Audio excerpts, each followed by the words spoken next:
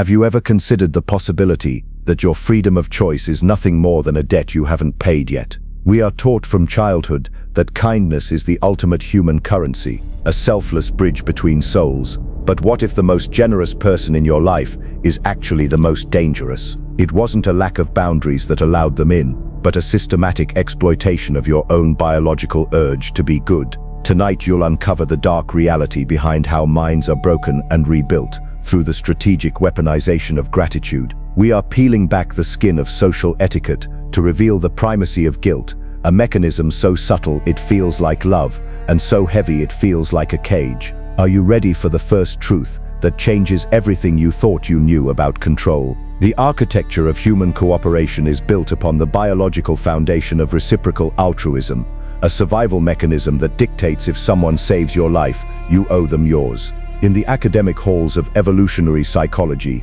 this is known as the rule of reciprocation, a social lubricant that allowed early humans to trade resources without the immediate fear of loss. However, in the hands of a dark practitioner, this evolutionary triumph becomes a neurological exploit. By providing a favor that was never requested, the manipulator bypasses your conscious filters and speaks directly to your amygdala, triggering a state of psychological discomfort that can only be relieved by repayment. It is a forced contract, signed in the ink of social obligation, where the price of the gift is often 10 times its value. You aren't being helped. You are being branded with an invisible debt that the subconscious mind perceives as a survival threat until it is settled. The hidden truth that remains whispered in the shadows of behavioral science is that the favor itself is irrelevant. It is the feeling of being favored that acts as the sedative. When someone does something for you, even something as trivial as buying a coffee or offering a timely compliment, your brain releases a microdose of oxytocin, momentarily lowering your defensive walls. The manipulator isn't looking for a thank you. They are looking for the moment your internal scales tip. They understand that guilt is a far more reliable tether than affection. While love is volatile and requires constant nurturing, a sense of indebtedness is a self-sustaining engine. It creates a reciprocity gap, a void where your autonomy used to be, now filled with the nagging, itchy sensation that you are lesser than until you balance the books. You become a prisoner of your own integrity, trapped by the very virtues that make you human. Imagine a spider that doesn't hunt by speed, but by weaving a web of silken threads so fine you don't even know you're entangled until you try to walk away. This is the symbolic essence of the primacy of guilt. Every small, unsolicited gesture is a thread. I've got this. Don't worry about it. I did this just for you. These are the sounds of the loom. The manipulator creates a curated reality where they are the perpetual martyr and you are the perpetual beneficiary. This imbalance is intentional. It is the creation of a moral high ground from which they can look down upon your every future no as an act of betrayal. You begin to police yourself, filtering your desires through the lens of what you owe them, effectively outsourcing your conscience to your captor. The bridge is now built, not to connect two people, but to provide a one-way path for their influence to march into your life. The conflict arises the moment the manipulator decides to collect. This isn't a blunt demand for cash or a physical task. It is the subtle redirection of your will during a moment of critical decision-making, because the foundation was laid with small, harmless favors. The first time they ask for a significant sacrifice, your brain undergoes a process of cognitive dissonance. To refuse them would mean reclassifying yourself as an ingrate, a label that violates your self-image of being a decent person. The manipulator knows that people will go to extreme lengths to maintain their internal narrative of consistency. By accepting the initial favor, you unknowingly gave them permission to define your character. The psychological weight of the unpaid debt acts like a gravity well, pulling your moral compass toward their needs, making the act of saying no feel like a physical assault on your own identity. As the pressure increases, the favor-to-request ratio begins to skew wildly. This is the door-in-the-face technique evolved into a lifelong strategy.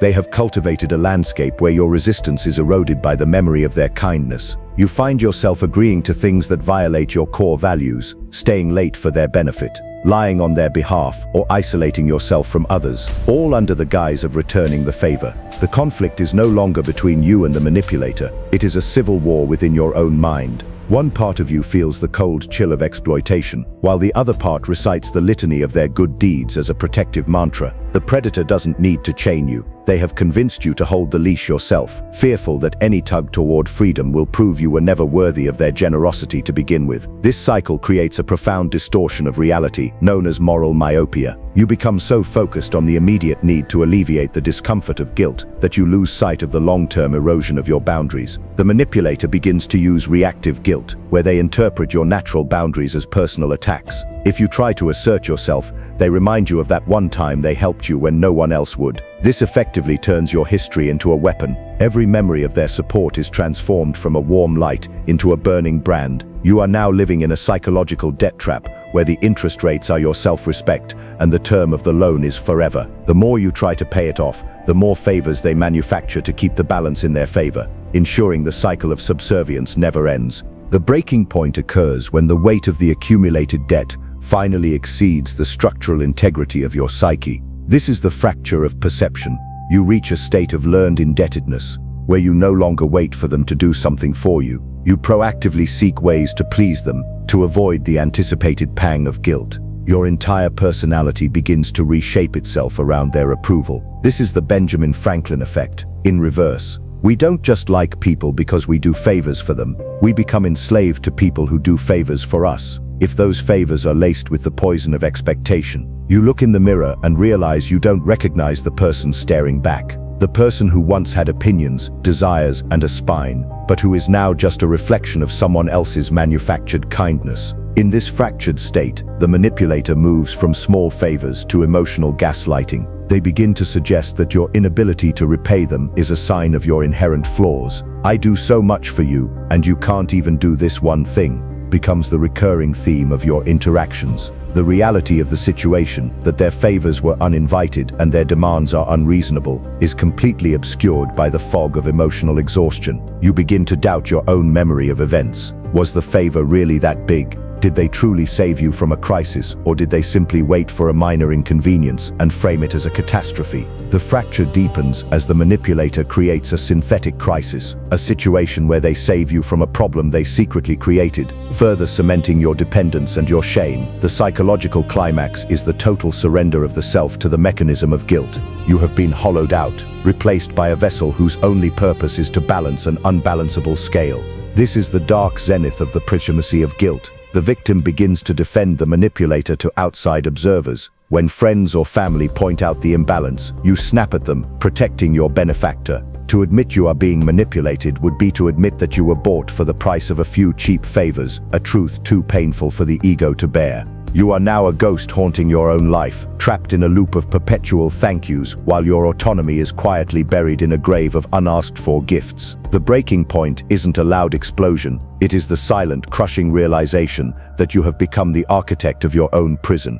We arrive at the psychological climax, the ultimate battle between your survival instinct and your conditioned morality. Breaking the mechanism of the primacy of guilt is not an act of logic, but an emotional exorcism. To free yourself, you must be willing to commit what your mind perceives as the original sin. You must accept being the ingrate. The manipulator has spent months, perhaps years, carving a statue of you as a noble, good person, only so they can threaten to shatter it every time you don't yield. Real liberation begins when you look your captor in the eye and allow them to break that statue. You must accept that in their narrative, you will be the villain, the traitor, the one who bit the hand that fed them. This is the price of sovereignty, the courage to be hated by those who only loved you under the condition of your servitude. At this point of maximum tension, the manipulator will deploy their nuclear arsenal, extreme victimization. They will remind you of every coffee, every sleepless night, and every manufactured favor, but now they will do so with an intensity designed to trigger a nervous breakdown.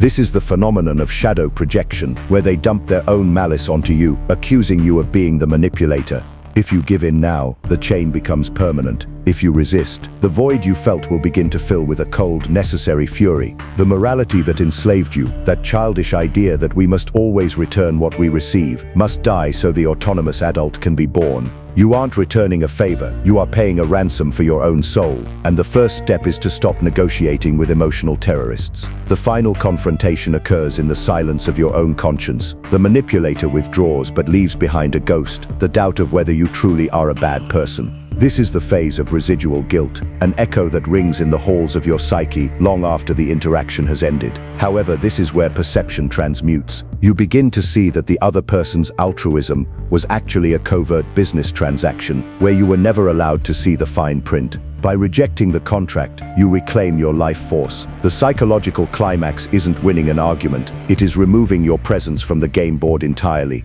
It is the moment you realize your kindness is not a currency, but a gift that only you decide to bestow, with no outstanding invoices. The eternal consequence of surviving the primacy of guilt is a radical, irreversible transformation in your social architecture.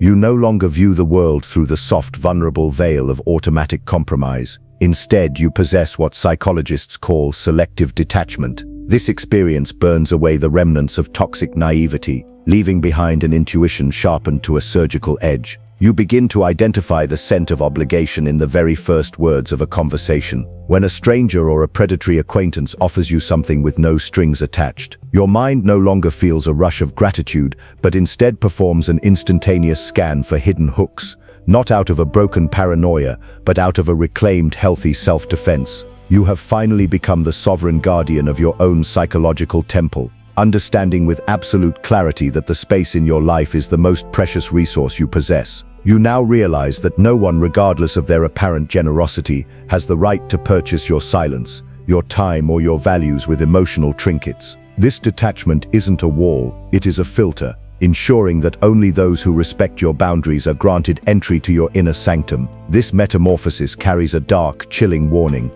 The world will initially seem colder, but it will finally be real. The transformation requires you to face the brutal reality that many of the connections you once considered sacred were simply elaborate webs of mutual convenience disguised as affection. It is the death of a beautiful lie. However, within this vacuum of lost illusions, true freedom arises like a phoenix. By ceasing to be a perpetual debt payer, you finally reclaim the massive mental bandwidth previously spent on managing other people's expectations. You begin to discover who you are when you aren't trying to balance an invisible ledger. The rebirth of the will is absolute. You find yourself performing acts of genuine kindness, not out of a frantic fear of social exclusion or the stinging whip of guilt, but out of an authentic, overflowing desire to help. You now know that a favor born of guilt is not a gift, but a longer chain. The warning remains for those who watch you. Your newfound freedom will terrify those who are still addicted to the security of their cages. Your refusal to play the game of indebtedness